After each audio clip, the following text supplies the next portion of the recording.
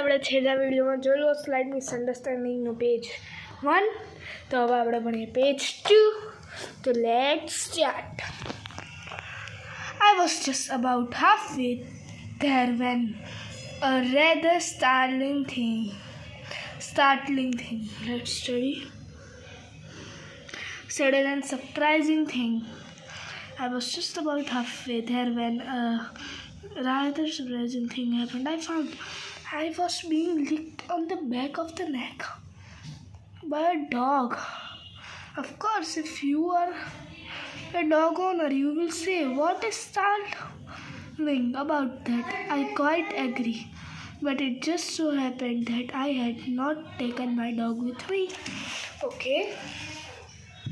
Now let's study. જ્યારે speaker half way પર પહોંચ્યો ત્યારે બહુ સરપ્રાઈઝ થઈ ગયો આ થિંગ સાથે. જે આ થિંગ થઈ એને એવું લાગ્યું કે એક છે ને ડોગ છે એને આમ લીક એટલે આમ ટંગ નીકાળીને એના પર ફેરવતો હતો, લીક કરતો હતો એના બેક પર. પછી if you are dog owner, મતલબ અગર તમે ડોગ ઓનર છો તો તમે તો એવું જ સોચશો કે આ ડોગ મારું છે, મારી ગાડી છે. પણ એનું ડોગ પણ નહોતો લાવ્યો. So I stopped the car and had a look in the back and there was this dog, a complete stranger to me. એટલે પછી એ પાછળ મૂડ્યો અને પછી એને જોયું આ ડોગને જે એકદમ સ્ટ્રેન્જ હતું એના માટે, એકદમ અંજાન હતું. with his tongue hanging out all ready for another go.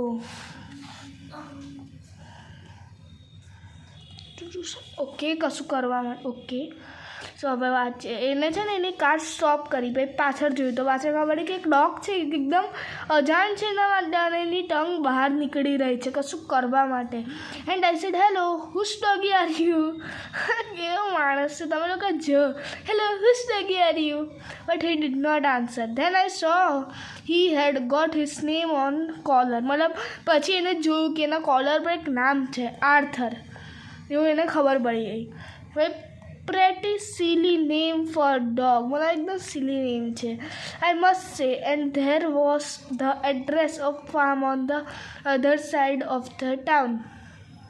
મતલબ એને એવું બોલવું જ જોઈએ કે એનું છે ને એડ્રેસ પણ લખેલું હતું પણ એ અધર સાઈડ એટલે બહુ દૂર, એ સુપર માર્કેટથી અહીં ઘરે હોય ને તો અહીંથી અહીં જવું પડે, આટલું દૂર એને અધર સાઈડ પર જવું પડે.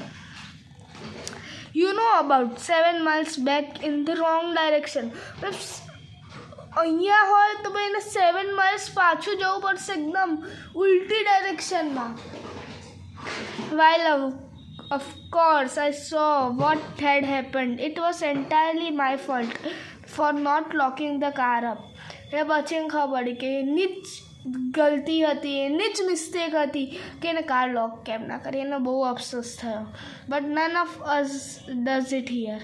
પણ અહીંયા કોઈ પણ એના જે ટાઉનમાં છે કાર લોક કરતું જ નહોતું. It is bad enough having to stop at about 14 different shops without dropping the car keys each time. મતલબ આ બહુ ખરાબ વસ્તુ કહેવાય કે 14 ડિફરન્ટ શોપ્સમાં ગયો પણ એની કાર એક પણ વાર લોક ના કરી.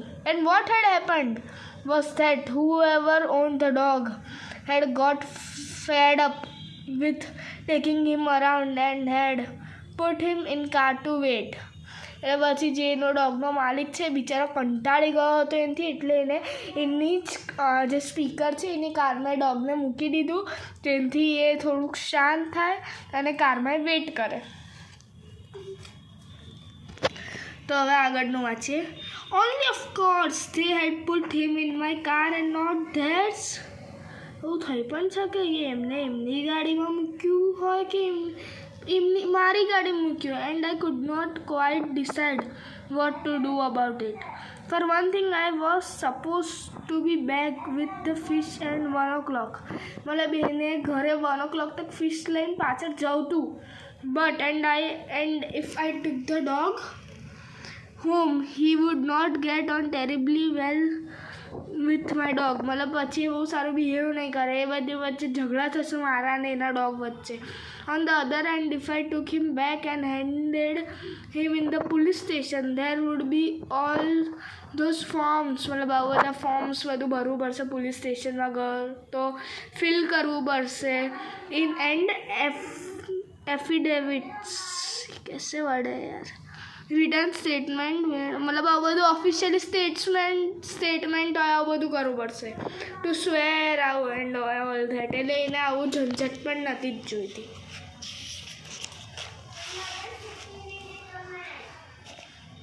પછી I opened the cubby hole એટલે વાંચીએ a small strange space in the front of car used for keeping small things.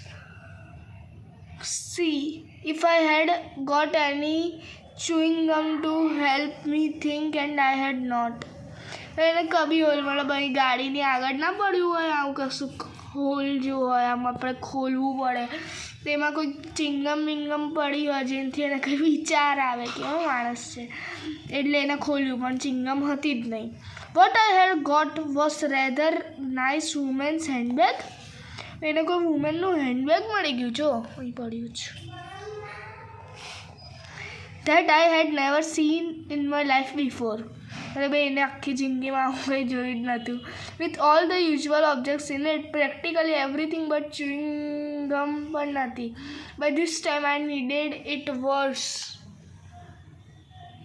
then ever because of course the situation had taken a new twist मतलब एकदम खराब situation હતી એના લાઈફની કેમ કે એક ન્યૂ ટ્વિસ્ટ આવી ગયું it was no longer a question of the dog being in my car I was in dogs very awkward મતલબ આ એને એવું લાગવા માંડ્યું કે આ કાર એની નહીં બીજાની કાર છે બીજાની કારમાં બેસીને લઈ આવ્યો છે એવું લાગવા માંડ્યું ભાઈ For all I knew, the dog and handbag woman had already reported the car stolen.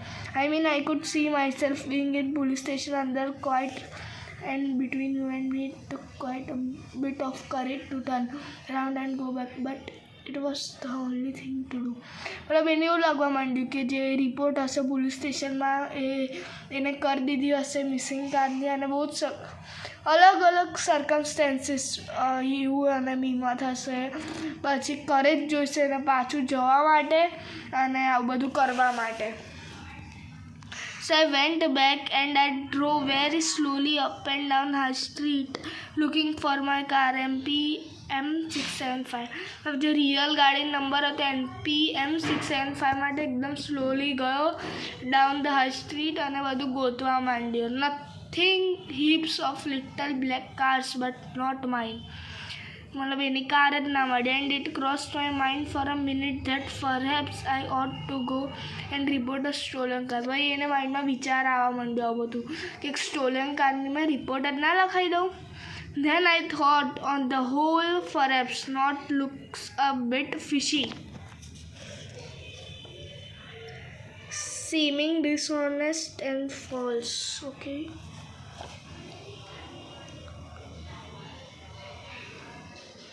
मतलब એને એવું લાગવા માંડ્યું કે હવે પોતે જ પોલીસ સ્ટેશનમાં કેમ જવું મને પાછું બિહાઇન્ડ ધ બાર્સ નાખી દેશે મને જેલ થઈ જશે તો મારે શું કરવાનું no there was nothing for it but to drive out and try